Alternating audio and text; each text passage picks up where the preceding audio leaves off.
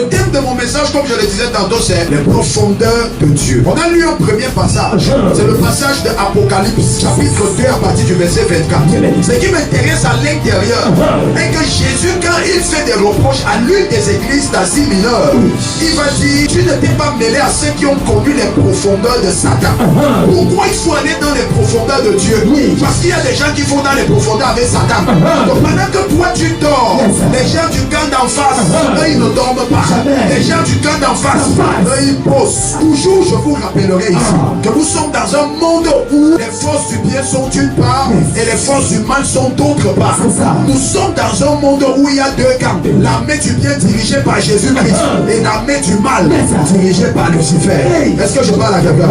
Et nous, Église, nous sommes la partie visible de l'armée de Jésus-Christ sur la terre. Parce que Jésus a deux armées. Il y a l'armée du ciel et l'armée de la terre.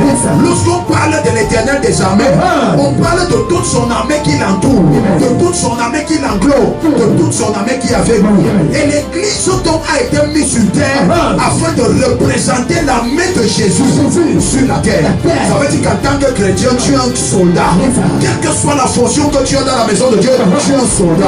C'est pour ça que dans le monde des ténèbres, lorsqu'on fait des réunions, tu es quelqu'un qu'on calcule, tu es quelqu'un qu'on veut atteindre, parce qu'on te considère comme un potentiel danger aux intérêts de Satan. Ce qui va donc se passer, c'est quoi? Il y a donc des personnes qui, elles, dans la nuit, ou alors de jour comme de nuit, ne dorment pas parce qu'elles veulent atteindre des profondeurs avec Satan. Et oui, il y a des profondeurs avec Satan. Ce sont des personnes qui ont atteint un niveau de satanisme tellement élevé. Ce sont des personnes qui ont atteint un grade très fort. À des moments, laisse des problèmes, laisse des défis, laisse des soucis. Dis: Seigneur, je veux te connaître. Seigneur, je veux te connaître mieux. Seigneur, je veux aller dans les profondeurs avec toi. Seigneur, je désire te connaître encore et encore. Voilà pourquoi j'aime cette parole qui dit: allez et faites de toutes les nations des disciples. Pas les chrétiens, pas les prophètes, les apôtres et tout ce qui va avec eux, mais allez de faire de toutes les nations les disciples. Un disciple, c'est quelqu'un qui a compris que la priorité dans sa foi chrétienne, c'est de suivre Jésus. En dépit de tout ce qui se passe, même si sa foi est attaquée, il a compris que c'est ça la priorité. C'est ça le principe. Je suis avec Jésus. Qu'il vente, qu'il pleuve ou qu'il neige. En tout cas, si dehors, le chien aboie, c'est bien sûr la caravane passera. Si dehors, il y a des personnes qui me font du mal, c'est bien sûr l'Éternel des armées me gardera et me préservera. Alors ce que je dois faire, c'est de m'occuper à le connaître. M'occuper à le connaître. Encore et encore. Entrer dans des profondeurs avec lui. Parce que c'est ce qui l'attend. C'est ce qui fera en sorte que lorsque tu atteindras cette dimension, peu importe ce à quoi tu seras confronté, tu pourras peut-être te plaindre, mais tu n'abandonneras pas. Parce que ta foi est bâtie sur le roc angulaire qui est Christ. Tu es profond dans la connaissance de la parole. Tu es profond dans l'adoration. Tu es profond dans l'intercession. Tu es profond en toutes choses. Et par rapport à cela, il faut pratiquer les principes nécessaires qui te donnent la capacité de pouvoir aller dans les profondeurs avec le Seigneur. Sois profond avec Dieu. La première chose qui nous donne d'être profond avec Dieu, 1 Corinthiens chapitre 2 à partir du verset 10. L'apôtre Paul dit: l'esprit sonde tout. Il dit même les profondeurs de Dieu. Une profondeur, c'est un lieu où tout le monde n'a pas accès. C'est un lieu où tout le monde ne va pas. Seuls en fait les affamés de ce lieu, ce sont eux qui prendront le risque de partir là-bas. Ça veut dire que si tu n'es pas un affamé de ce lieu, tu n'iras pas là-bas. On a par exemple les profondeurs de la mer, on a les profondeurs de la terre, on a les profondeurs en tout point. Alléluia. Et seules les personnes qui se sacrifient, ce sont elles qui font en profondeur. Et Paul veut nous donc faire comprendre que le Saint-Esprit a la capacité de t'amener dans les profondeurs de Dieu. En fait, la vie chrétienne ne peut pas être possible sans le Saint-Esprit. Parce que c'est le Saint-Esprit qui t'apprendra à être fort lorsque ta chair veut t'amener dans la faiblesse. C'est le Saint-Esprit qui te rappellera alors lorsque tu veux te détourner et t'écarter des voies de Dieu. Vous savez, nous sommes dans ce corps. Le corps s'y est contraire aux tendances de l'esprit. Ça veut dire que si nous ne mangeons que par notre corps, on va se perdre. Voilà pourquoi Dieu nous a donné le sceau de la rédemption qui est le Saint-Esprit. Le gage qui permet de connaître qu'on lui appartient. Et on marche donc avec lui. Tu décides donc de faire de lui ton allié au quotidien, ton ami fidèle. Le Saint-Esprit est là. Tu te lèves le matin, tu lui dis bonjour. Tu parles avec lui comme si tu parlais à un ami. Tu dis: Saint-Esprit, voici alors ma journée que je suis en train de te confier. En fait, tu dois dois tout faire pour te laisser mouler par lui. Tu dois tout faire pour te laisser entraîner par lui. Dans le livre d'Apocalypse chapitre 1, l'apôtre Jean dit ceci. J'étais sur une île appelée Patmos. Et pendant qu'il était sur une île, la Bible dit il a été ravi en esprit. Ça veut dire que être ravi, ça ne dépendait pas de lui. Son esprit était moulé. Donc il ne s'opposait pas à la volonté de Dieu. Il ne s'opposait pas aux voies du Seigneur. Donc là où le Saint-Esprit lui disait pas, lui aussi partait. Si le Saint-Esprit lui disait pas à gauche, il obéissait. À droite, il obéissait. En haut, il obéissait. En bas, il obéissait. Toute personne qui veut atteindre les profondeurs avec Dieu doit être ami du Saint-Esprit. Si tu n'es pas ami du Saint-Esprit, tu n'atteindras pas les profondeurs. Dans le domaine de la parole de Dieu, Amen, qui est la Bible, ce que nous tous nous avons ici ce matin. La Bible est un livre spirituel. Tu ne peux pas comprendre les profondeurs de la Bible si que tu es un homme charnel. Est-ce que je parle à quelqu'un? Voilà pourquoi il y a une différence entre la méditation et la lecture. Dieu ne parle pas de la lecture, mais il parle de la méditation. Il dit que ce livre ne s'éloigne point de ta bouche. Médite-le jour et nuit.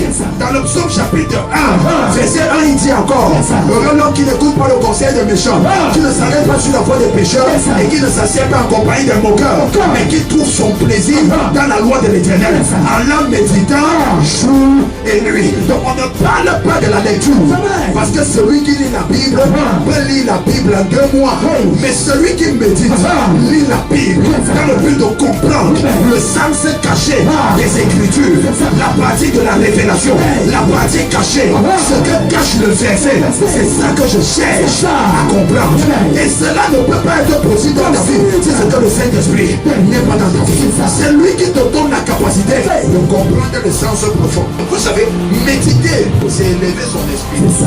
C'est ce que méditer veut dire. Parce que peut-être beaucoup parfois, quand on parle du domaine de méditer, ils ne comprennent pas. Méditer, c'est élever son esprit. Les gens comme les bouddhistes et les moines, ce sont des personnes qui ont peu compris ça.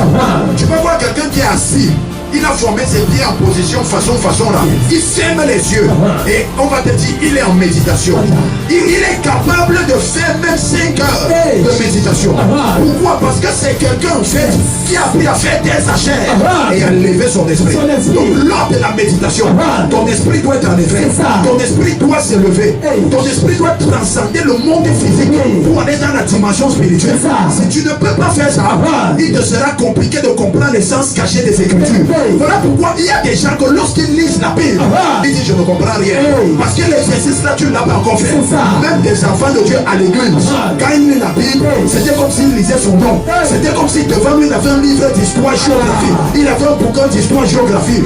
Oh! Dans le domaine de la méditation, il faut que tu fasses tout pour sortir ton esprit, pour élever ton esprit.